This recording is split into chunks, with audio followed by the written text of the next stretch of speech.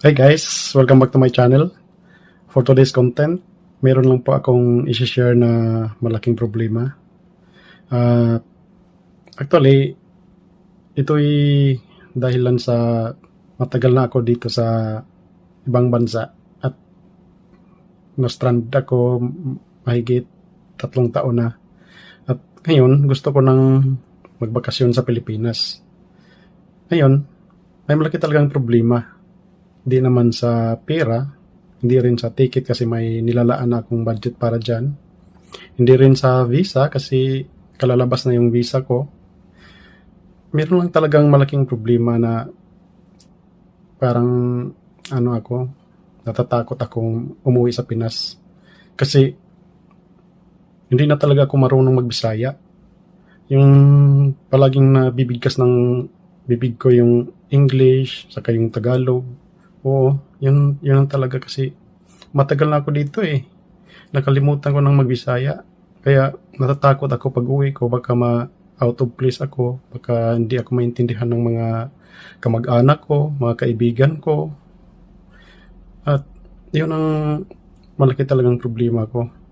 Kasi sa trabaho, mga kasama ko, may Tagalog, may mga puti.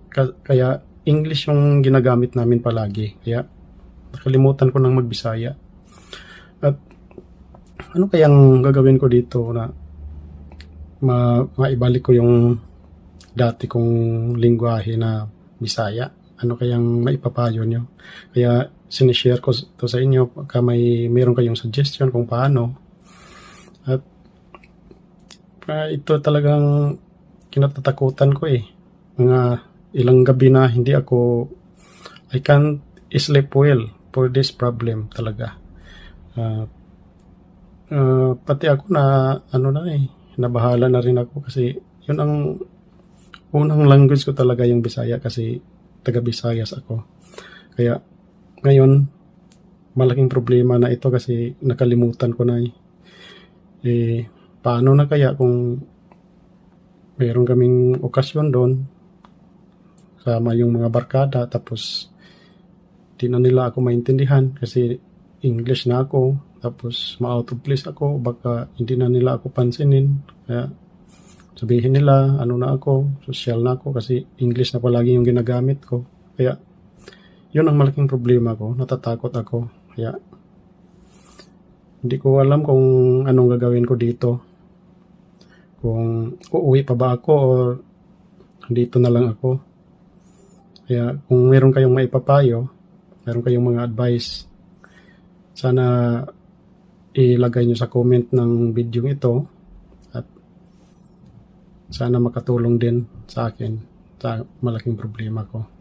So, hopefully, makabigay kayo ng payo sa akin, yung magandang payo kung paano ko maibalik yung dating lingwahe ko na Bisaya. So, yun lang talaga. At hindi ko na lubos maisip bakit nagaganito ako, hindi na ako marunong magbisaya eh. At tumba. Ang natumba.